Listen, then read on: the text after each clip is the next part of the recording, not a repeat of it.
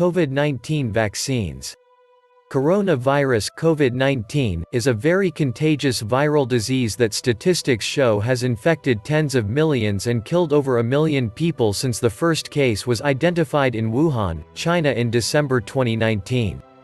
The virus spreads when bodily fluids form an infected person are dispersed when they speak, sneeze, cough or breathe and then come in contact with someone else's eyes, nose or mouth. Due to the absence of a vaccine for a long period, various governments had to lock down their countries and put several safety precautions such as the use of nose masks and social distancing rules.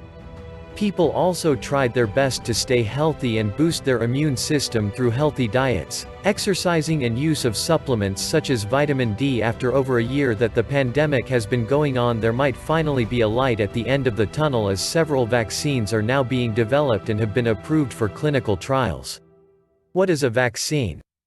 Human beings as well as many other organisms have an immune system which is a collection of various cells, organs and biological processes that help fight against diseases by learning to recognize and detect pathogens it has encountered and responding to subsequent encounters appropriately.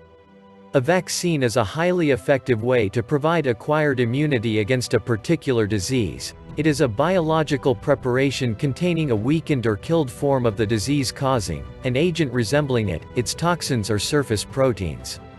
The introduction of a vaccine into a person's body provides a safe means for the immune system to recognize the microbial agent and learn how to destroy it effectively in future encounters.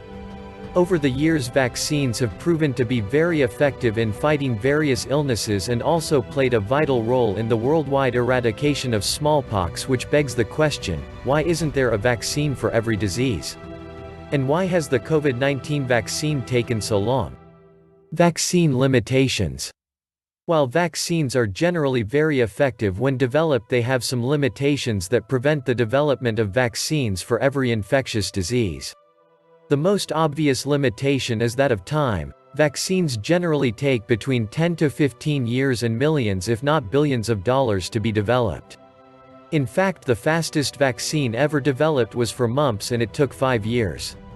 Some viruses mutate so rapidly that their surface change before antibodies can lock onto them, and some have so many variants that creating a universal vaccine for them is very difficult.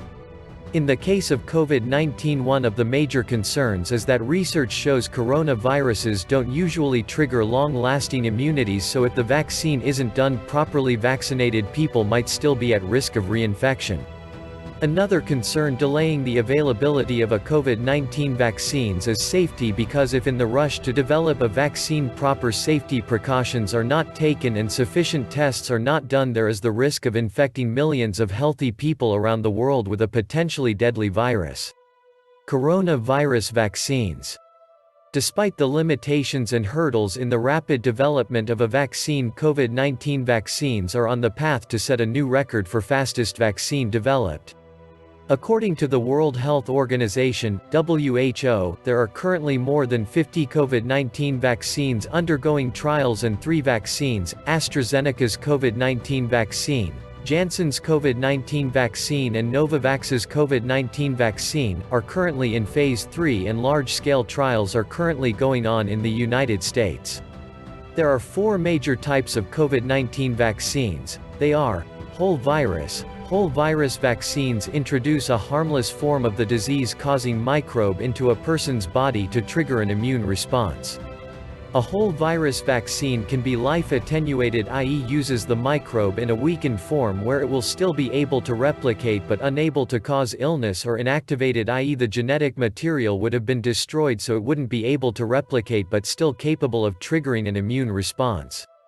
With live attenuated whole virus vaccines, there is a risk of people with a weak immune system getting sick, but it's easier to store, unlike inactivated vaccines that usually require cold storage, which makes usage in remote areas a challenge. Protein subunit. Subunit vaccines use a piece of the microbe, usually a surface protein, to trigger an immune response to recognize and destroy the pathogen when encountered. A drawback of this type of vaccine is that although there is a very low risk of side effects, it is not effective in triggering a strong immune response. Nucleic acid. These kind of vaccines uses DNA or RNA form the pathogen's genetic material to which provides cells with instructions on how to produce antigens. The immune response is usually very strong since antigens are produced in large quantities in the cells themselves, but they often require to be stored in sub-zero temperatures.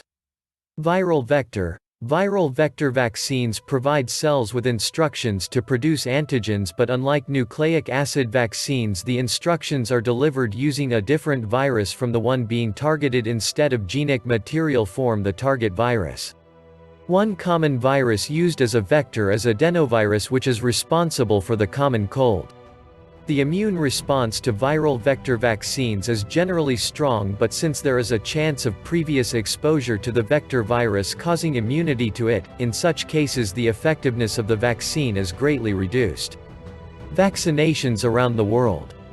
The United Kingdom has ordered 100 million doses of the Oxford University AstraZeneca vaccine, which is a recently approved highly effective viral vector vaccine given in 2 doses and said to prevent %70 of people from developing symptoms.